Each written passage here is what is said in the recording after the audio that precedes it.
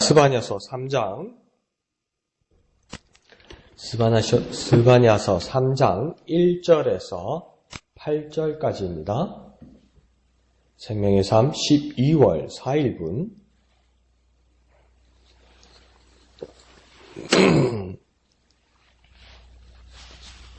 1절에서 8절까지 한 음성으로 읽겠습니다.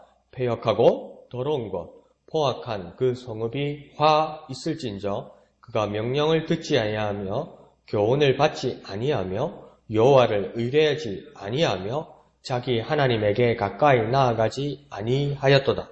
그 가운데 방백들은 부르짖는 사자요 그의 재판장들은 이튿날까지 남겨두는 것이 없는 저녁일이요 그의 선지자들은 경솔하고 간사한 사람들이요 그의 제사장들은 성소를 더럽히고 율법을 범하였도다.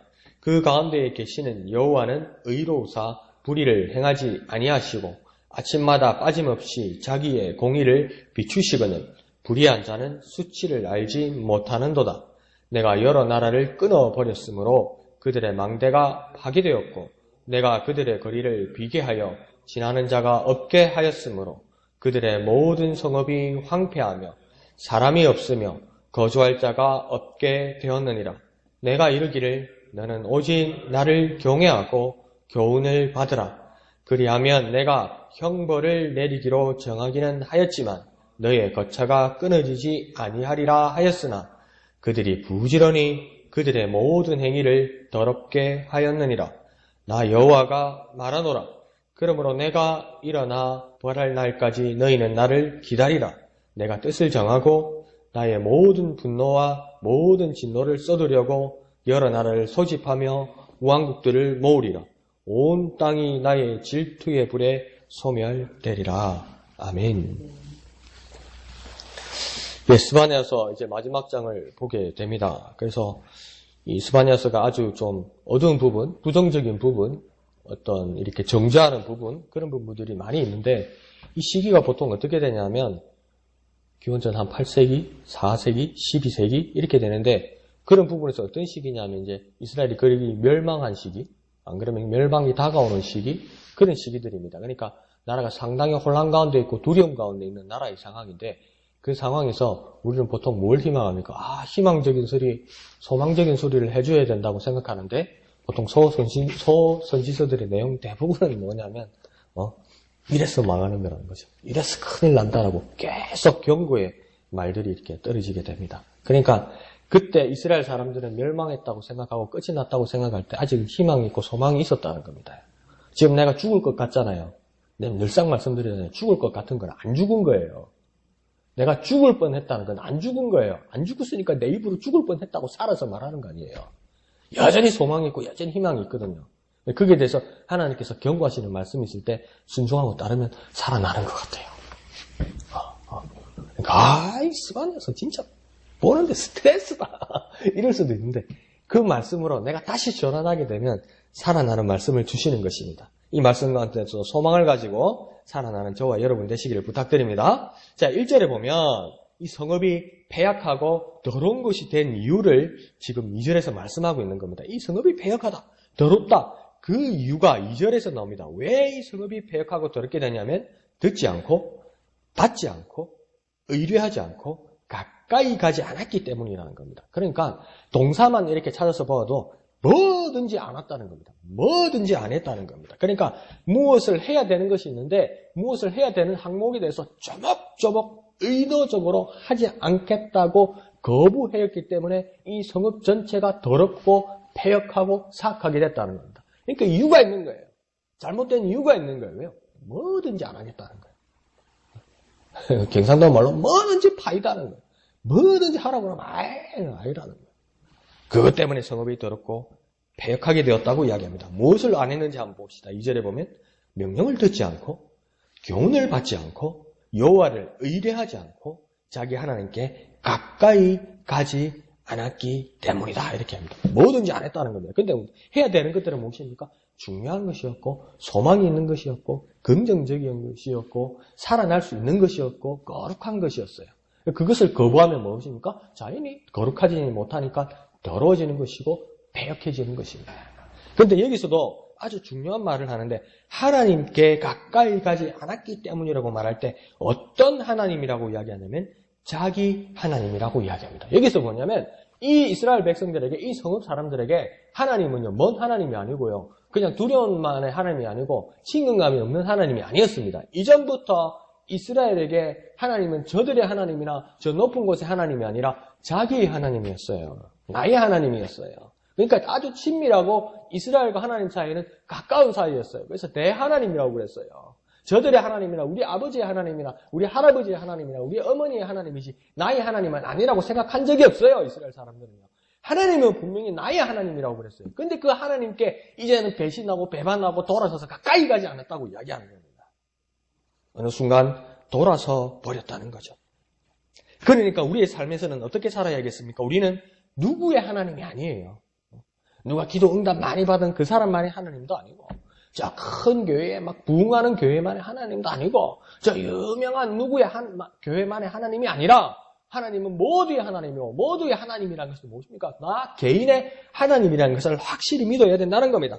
자기의 하나님이란 말은 곧 나의 하나님이라는 겁니다. 나의 하나님으로 모시고 있는 우리는 어떻게 살아야 하는 겁니까? 2절과 반대로 하나님의 명령을 듣고 하나님의 교훈을 받고 모든 일에 여호와를 의뢰하고 하나님을 자기의 하나님, 곧 나의 하나님으로 여겨서 가까이 해야만 한다는 겁니다.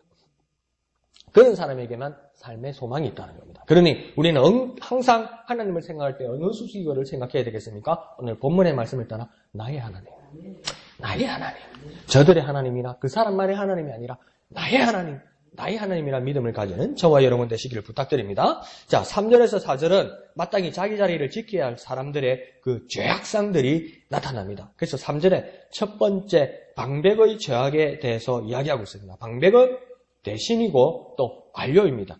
큰 관직을 가지고 있는 사람들을 말하는 것입니다. 그런데 그 방백들의 모습이 어떠냐면 부르짖는 사자처럼 백성들을 삼키려고 으르렁대고 있다는 겁니다.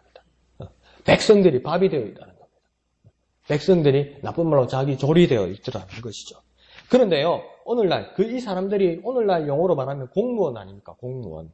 고급 공무원들 아닙니까? 그런데요, 그렇게 우리나라가 대한민국이 그렇게 할배로 우러러보는 미국이란 나라에 이 공무원이란 영어가 뭐로 되어 있냐면요, government servant라고 되어 있습니다. 이 government servant란 말은 무엇이냐면 정부란 말이고요, servant는 뭐냐면 종이란 말입니다. 노예란 말입니다. 그러니까 공무원은 뭐냐면 정부의 노예란 말인데, 정부의 노예란 말은 무슨 뜻이겠습니까? 국민의 노예라는 겁니다요. 국민의 종이라는 겁니다요. 국민의 주인이 아닙니다. 공무원은요. 국민의 뜻을 헤아리고 국민이 편안하게 하고 국민의 안녕을 위해서 일하는 종, 노예를 뭐라 하냐? 공무원입니다. 그러니까 장관은 누구입니까? 국민의 노예입니다. 대통령은 누구입니까? 왕이 아닙니다, 여러분. 대통령 왕 아닙니다, 여러분. 여러분, 조선시대에 살았으면 그 사람은 왕이에요. 그렇지만 민주사회에서 대통령은 누구입니까? 국민의 대표니까 국민의 종입니다. 그래서 표 달라고 빌었잖아요. 선거해달라고 투표해달라고 빌었잖아요. 그 모습 유지해야지. 국회의원이고 장관이고 대통령이고. 그러니까 뭡니까? 노예입니다. 국민의 종입니다. 그걸 잃어버렸다는 거죠. 지금 뭡니까? 이 왕정시대에도 모든 방백들은 백성을 위해서 살아야 되는데 백성 위에 왕이 되고 백성 위에 관료가 되어 있더라는 겁니다. 그러면서 한 사람도 남기지 않고 삼키려고 으르렁대고 있더라는 겁니다. 이제 재판장들의 죄악상이 나옵니다. 이 재판장들은 저녁 이리와 같다 이렇게 합니다. 곧 늑대와 같다. 그래서 다음날 남겨두지 않고 헤쳐먹어버리는 탐욕과 포악함이 이 재판장들에게 있다고 합니다. 재판장은 어떤 사람입니까? 내 이익에 우선하지 않고 내가 손해가 볼지라도 재판장은 정가운데 서서 이게 옳은 것인지 그런 것인지 밝혀주는 일이 재판장입니다. 어떤 위협과 어떤 두려움 속에서도 법을 따라 바르게 바른 것을 가르쳐주는 겁니다. 그런데 사역에 의해서 재판을 받으러 오고 도움을 받아오는 사람은 뭡니까? 삼키고 집어먹으려는 이리와 늑대와 같은데 어느 정도냐면 내일 아침까지 남겨두지 않을 만큼 삼킨다는 겁니다. 이거 뭡니까? 죽을 줄 모르고 먹는다는 겁니다. 무슨 뭡니까? 적당량 먹었는데 뭡니까? 남겨두면 딴 늑대, 딴 이리, 딴 사람들이 와서 뺏어 먹을까봐 남 주는 건 싫어서 난 배부른데 남 주는 게 싫어서 억지로 먹었다는 겁니다. 사람으로 말합니까? 체합니다. 체하면 병듭니다. 그러니까 우리 학교 다닐 때도 그런 게 있었잖아요. 나쁜 친구들도 있었지만 왜 그렇게 부모님이 반찬을 잘해가지고 학교를 도시락을 싸 보내면 왜 그렇게 못된 애들은 반찬을 뺏어 먹는지. 그러니까 어떤 애는 뭐랍니까? 못 먹게 침을 뱉잖아요. 침을 뱉으니까 더 못된 놈은 뭡니까? 같이 먹자고 또 침 뱉잖아요.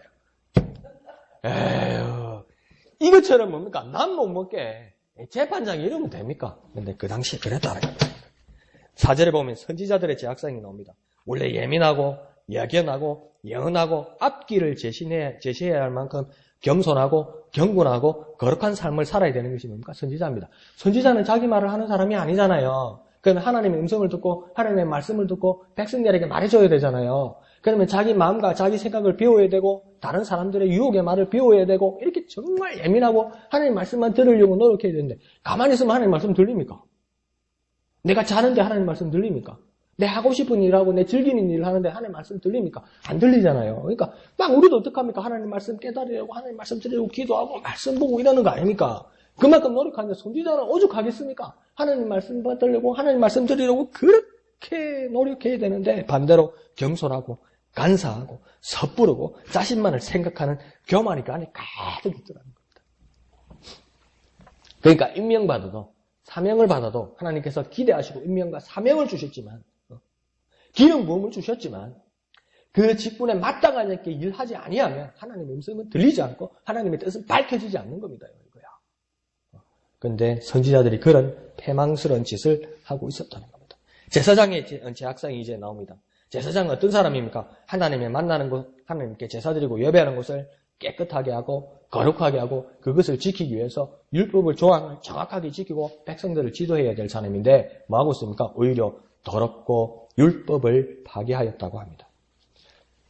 그러니까 여자분들 아가씨들 결혼하기 전에 아가씨들 보면 막 밖에 다닐 때 보면 예쁘게 하고 얼굴에다가 예쁘게 그리고 지나가면 예쁜 향기도 나고 그러니까 얼마나 보기 좋고 이 남성들이 한 번 더 쳐다보고 그게 얼마나 좋습니까? 그게 나쁜 뜻으로 아니고 뭐 여자가 깨끗하게 하고 예쁘게 하는 게 얼마나 나쁜 거 아니죠? 좋은 거잖아요. 사치하지 않는 이상은 그죠?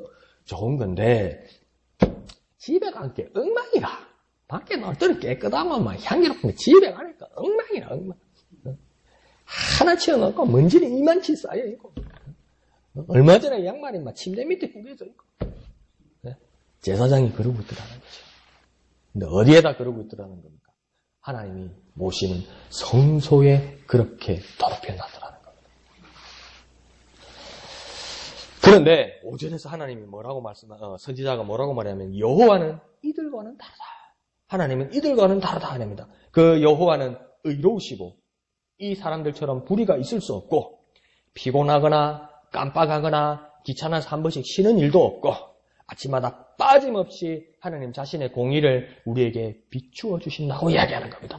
해가 오늘은 피곤해서 오늘은 쉬어야 되겠다 말하지 않고 언제나 약속한 시간에 깨어나서 해가 언제나 이 세상에 빛을 비추듯이 하나님은 그보다도 한 번도 우리를 저버리지 않고 하나님의 공의를 날마다 빠짐없이 비추어 주시는 그분이 하나님이라고 이야기하는 것입니다. 그러니까 하나님이 우리의 거울이 되시고 하나님 우리의 해답지가 되시고 하나님 우리의 판단의 근거가 되시고 하나님 우리의 재판의 판례가 되시고 하나님 우리의 삶의 나침판이 된다는 것입니다.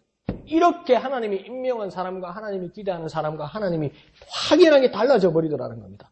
세상이 혼란스럽고 세상이 파괴될 것만 같고 세상이 종말이 왔을 것만 같고 세상을 이제 끝을 내야만 할 것만 같은 그런 세상이 온다는 것을 여러분 느끼는 방법이 뭔지 압니까?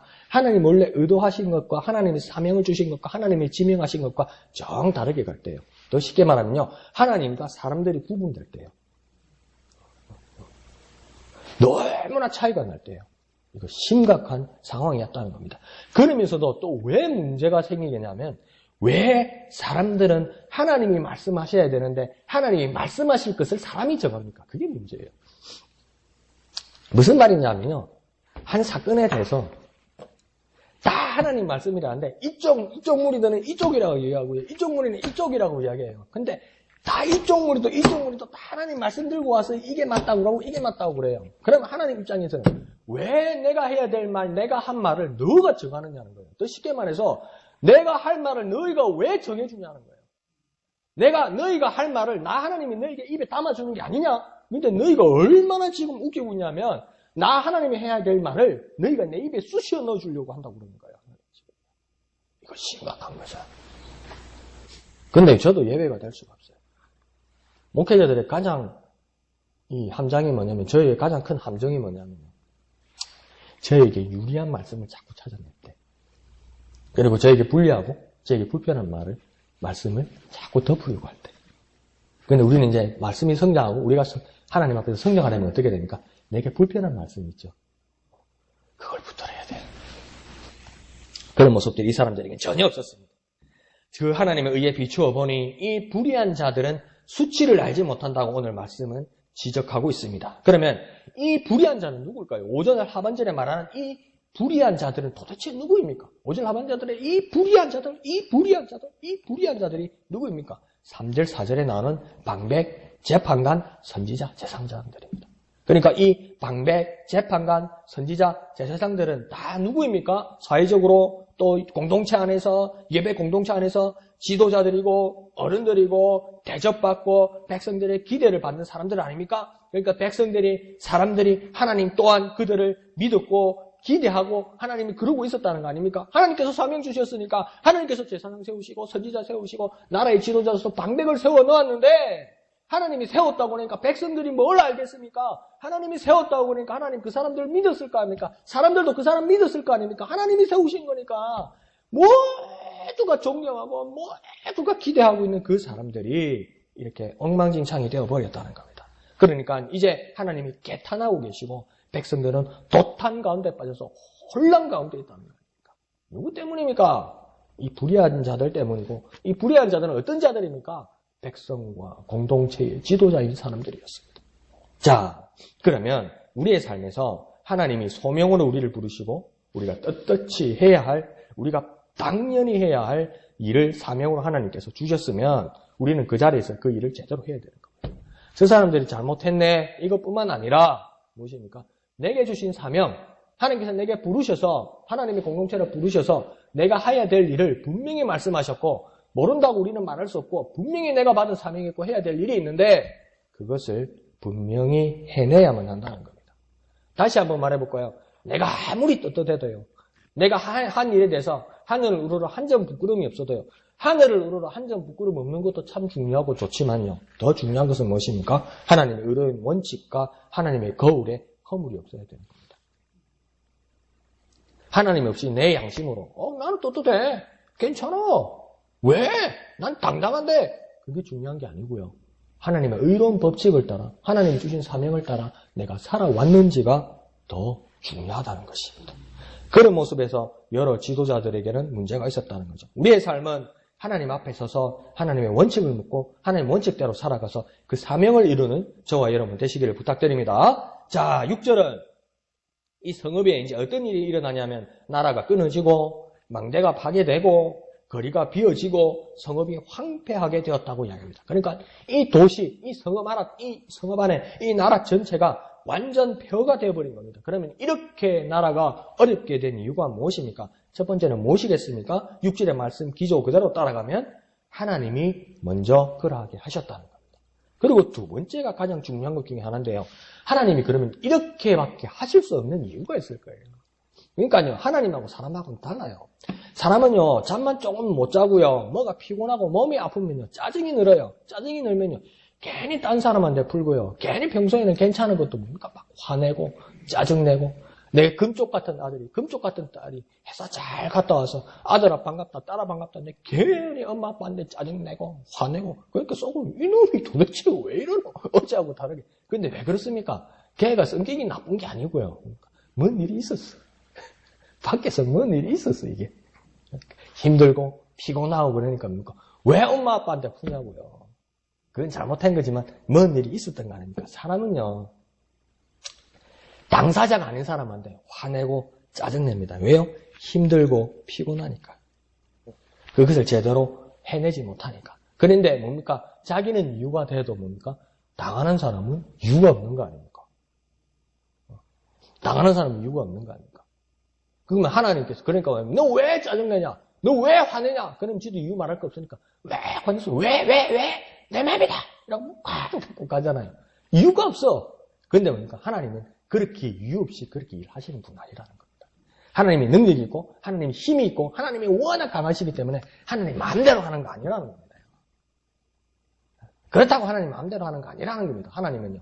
하나님 이유 없이 마음대로 안 한다는 겁니다. 하나님이 그냥 짜증나고 하나님 그냥 피곤하고 하나님 그냥 꼴보기 싫어서 이 성읍을 나라를 끊어버리고 망대가 파괴되게 하고 거리를 비고 성읍이 황폐하게 하나님 그냥 짜증나서 피곤해서 그냥 그렇게 하는 거 아니라는 겁니다. 하나님이 이렇게 하신 이유가 있다는 겁니다. 분명히 이유가 있습니다. 뭡니까? 방백과 재판관과 선지자들과 제사장들의 불의 때문에 이렇게 된 거 아닙니까?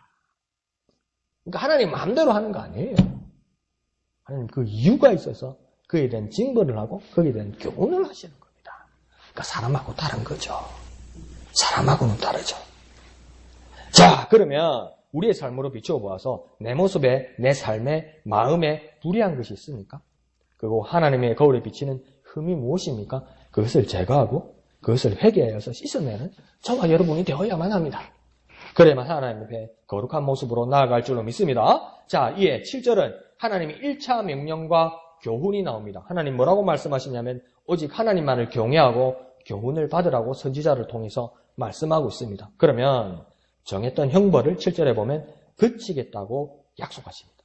내가 벌하기로 작정하였으나 내 명령과 교훈을 지키면 하나님의 명령과 교훈을 지키면 그 형벌을 그치겠다고 약속하십니다. 그러니까 하나님의 목적은 형벌이 아니에요.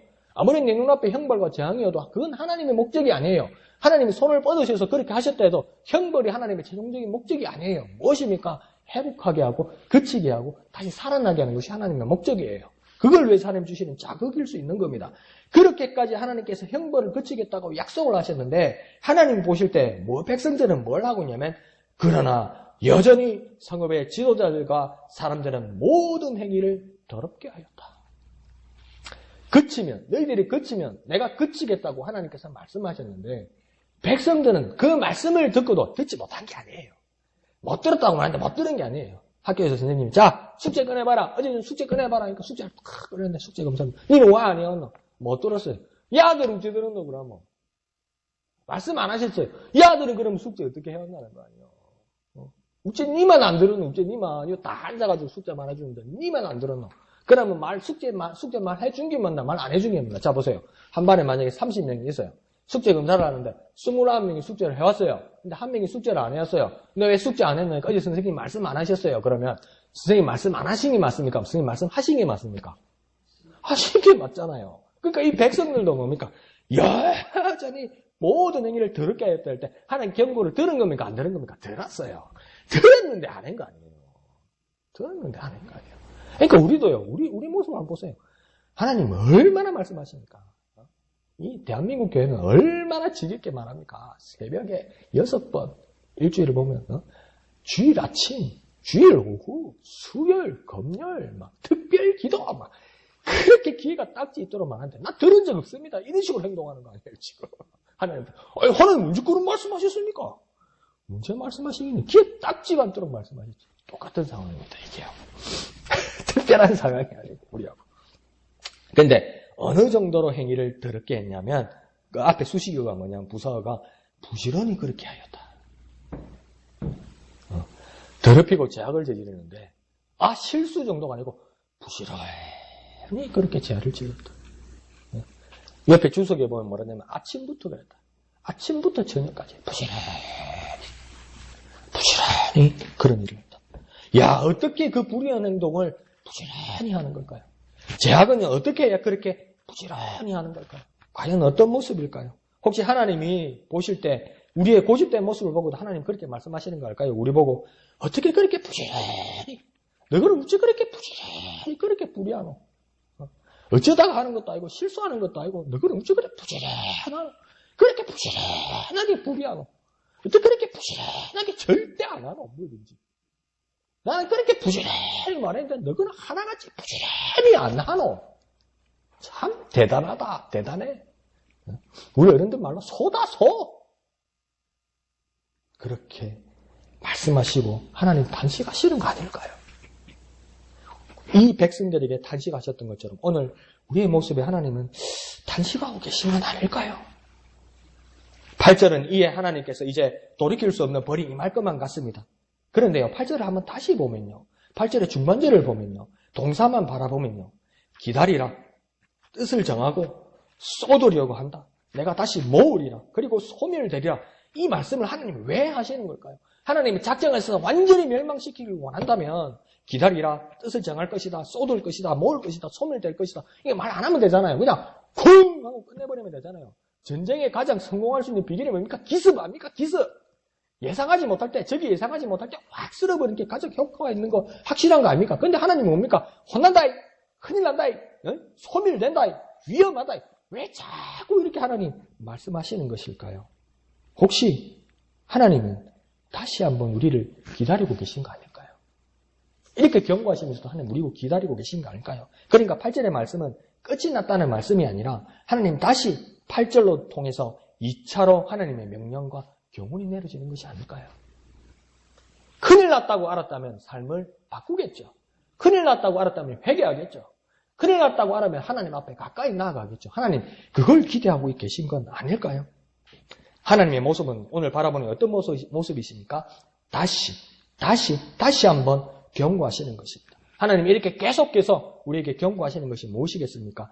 불의에 대해서 완전히 멸망시키기 원한 것이 하나님의 뜻일까요? 그러나 오늘 2절을 바라보면 하나님의 뜻은 여기 있는 것만 같습니다. 우리가 하나님의 교훈과 명령을 지키고 온전히 하나님을 의뢰하고 하나님을 자기의 하나님, 나의 하나님으로 가까이 나아가기를 여전히 기대하시는 겁니다. 그럼에도 불구하고 하나님은 여전히 우리에게 기대하시는 겁니다. 그러니까요, 오늘 아침에 여러분 자신을 위로하십시오. 나는 하나님 앞에 제약되고 나는 끊을 것 같지만 나는 여전히 하나님의 기대치다. 뭐가 끝난 것 같고 뭐가 끝이 보이지 않을 것 같지만 여전히 나는 하나님의 기대치다. 나 지점이는, 나 이용이는 하나님의 기대치다. 여전히 나는 하나님의 기대치다. 그 하나님의 기대치에 부응하고 응답하여서 하나님 앞으로 나아가고 가까이 나아가는 저와 여러분 되시기를 거룩하신 예수님의 이름으로 축원드립니다. 기도하겠습니다. 하나님 아버지, 하나님의 명령, 하나님의 교훈, 그곳으로 다시 한번 가까이 나아가게 하시고 지킬 수 있는 용기와 믿음을 우리에게 허락하여 주시옵소서. 온전히 하나님을 의뢰하고 하나님은 나의 하나님으로 가까이 나아가는 우리가 되게 하여 주옵소서. 그 하나님의 기대에 부응하는 우리가 되게 하여 주옵소서.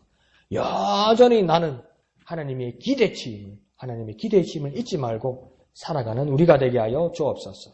모든 것을 감사드리며 거룩하신 예수님의 이름으로 간절히 기도하옵나이다. 아멘. 이 시간 말씀을 생각하시면서 기도하시고 또한 진해 지역 복음화를 위해서 기도해 주시길 부탁드립니다. 16년 1월 17일에 있게 되는 153 전도대회를 위해서 한 사람이 5사람을 전도하고 3사람을 등록시키는 일에 동참해 주시기를 부탁드립니다. 12월 22일 주일 오후에 우리 찬송 암송대회 있습니다. 우리 작정하신 그 찬송가들 잘 준비하시고 또 잘 연습해 주시기를 부탁드립니다. 오늘 금요일 밤 10시 금요 기도회 있습니다. 위에서 기도해 주시고 동참해 주시기를 부탁드립니다. 토요일 예배당 위여와 식당 사역을 위해 헌신하시는 분들을 위해서 기도해 주시고 또 주일 찬양대를 위해서 기도해 주시고 특별히 말씀을 전하시는 담임 목사님을 위해서 더욱 기도해 주시기를 부탁드립니다. 오후 예배와 큐티 나눔 모임을 위해서도 기도해 주시고 또 동참해 주시기를 부탁드립니다. 그리고 교회를 위해서 더욱 기도해 주시고 또 각자의 기도의 제목을 가지고 이 시간 다 같이 기도하겠습니다. 거룩하신 아버지 하나님 은혜를 감사합니다. 내가 여전히 하나님의 기대치니 하나님은 여전히 나를 기대하고 계시니 하나님